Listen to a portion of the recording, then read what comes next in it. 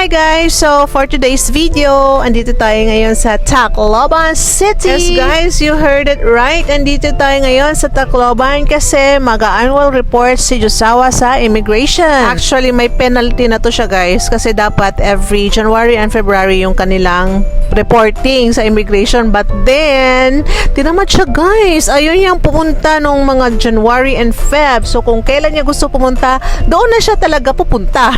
And yes, nasa Tacloban tayo ngayon. And andito tayo sa Ironwood. Dito kami magla-lunch. Actually, late lunch na talaga to siya guys. Ano naman kasi, umalis kami mga 11:30 I think. And then, ako yung nag-drive from Albuera to Tacloban. So, it took us like 3 hours. So, talagang gutom na ang aking mga kasamahan, including me.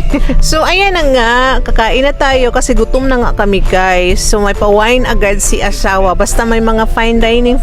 Ayan, wine agad siya. Of course, kasama na ako dyan. So, ayun na nga, kanya-kanya na kaming order kung anong gustong kainin namin. So, kay Jacob, umorder siya ng burger. Si Dada naman, may pa-pizza. And ako, umorder ako ng kimchi rice. And akala ko good for one na kimchi rice, guys. Abay, super dami talaga. Hindi ko kaya ubusin yan. And yes, meron din tayong pa-mashed potato kasi gusto ni Nat na mag-mashed potato with the baby back rib, guys. Masarap yung baby back rib nila dito. Very soft talaga.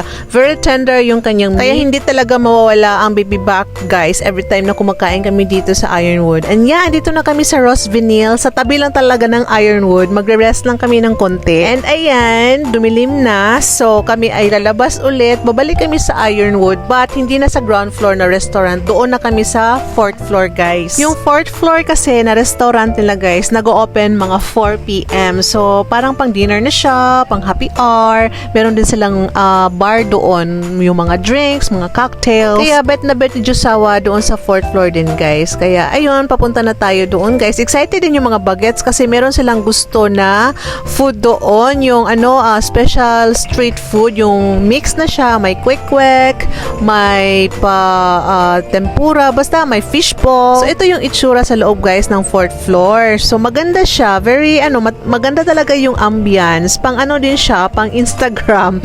So, yan, may pa-mirror sila dito. And every table, merong nakalagay na wines. But it's up to you if you want to drink it. Of course, may bayad yan. Mahal yung mga wines nila dito, guys. Pero kami nakapag-wine na kasi kami kanina. Kaya hindi na kami magwa-wine. Pinaalis namin sa table. And then, umorder na lang si Josawa ng ganyan. Ano yung in-order niya dito? Parang whiskey ata to. Yeah, umorder siya ata ng whiskey. And ako, of course, palagi kong in-order yung frozen margarita. Favorite ko kasi yun. At tingnan nyo naman guys, ang daming choices kung anong gusto mong inumin na alcohol. Talagang sunog baga talaga pag iba-iba yung inumin mo dyan. Pero sinabihan ko si Mr. na huwag siya uminom ng marami kasi nasa 4th floor kami. Pag yan malasing, naku, paano na lang hindi ko siya kayang buhatin, guys. Pero sabi naman niya, iko-control niya yung sarili niya, of course, kasi kasama namin yung mga bagets and wala kami sa bahay, diba? Sa hotel kami.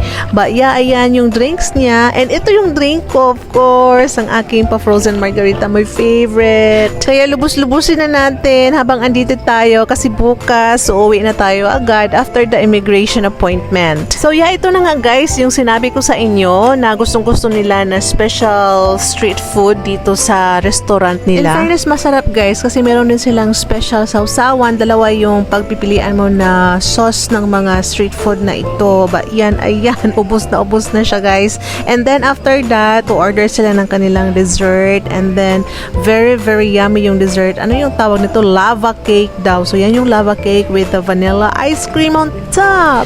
Medyo muntik na akong matempt talaga na umorder din ng ganyang dessert nila guys. Pero pinigilan ko lang talaga. So ayan, nag-na lang talaga ako sa kanila. Nag-video habang takam na takam din ako sa kanilang pa-dessert. But yeah, nag-stick na lang talaga tayo sa ating mga pa-frozen margarita. And ine-enjoy talaga ng mga bagets ang kanilang palava cake. Ayan, kita nyo, focus na focus si Jacob dyan. Ayan, hindi na siya masyadong makapag-hi. Kahit ako siguro, pag bago makain ako sa dessert ko, wala na akong time magpa-video pa talaga or magsalita pa sa camera kasi nga ini-enjoy natin yung dessert, diba? Talagang ito yung pinaka hinihintay natin after the meal or anything. And of course, si daughter, ayan, ini-enjoy niya din. Talagang, diba, ninanam-nam-nam niya ang kanyang palava cake. Oh, wow, talagang pantay, sabay niyang kinakain yung ice cream at yung chocolate cake. Pero kahit umorder pa siguro ako sa dessert na to guys na para sa akin, siguro takaw tingin na lang ako kasi full na talaga yung belly ko dito kasi marami-rami din yung nakain ko kanina sa kimchi rice, tapos meron pang pa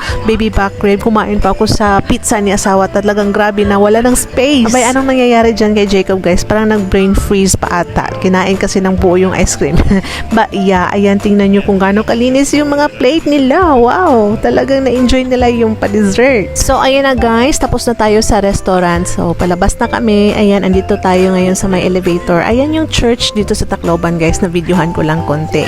So, ayan yung mga bagets. Upo-upo lang sila dyan saglit at tayo pupunta na sa ating room. Pero guys, may naamoy ako. May nagluluto ng lomi. Kaya ayan, meron tayong palomi. Diba sabi ko busog ako? Pero parang nag-iba yung pakiramdam ko kanina. Napasobra ata sa margarita guys, kaya yun. But yeah, today is morning na. So ayan, ito yung pa-breakfast nila dito. Masarap naman, masarap yung ano nila, pansit. Yan yung nagustuhan ko. At ngayon naman guys, andito tayo ngayon sa kapatid ko, yung nagkasandro, kapatid ko yan guys. So binisita natin ang kanyang bagong farm na bili. Bagong bili na farm. Baliktad ata guys, no? Kaya ayun na nga guys, binisita lang natin saglit yung bagong bili na farm ni Kuya Bells. Yes, yung kuya ko dito sa Tunga, Leyte. Napakaganda. Tapos merong ano sila guys, merong pinagawa na bahay kubo. So after dito, umuwi na kami guys. Diretso na kami sa Albuera, Leyte. And then, yun na nga guys. Maganda yung farm nila dito. Sana magkaroon din tayo someday, di ba no?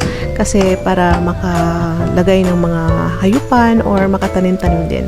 So yeah, that's it for today's vlog. I hope you guys will like and subscribe Mama G's channel. Bye!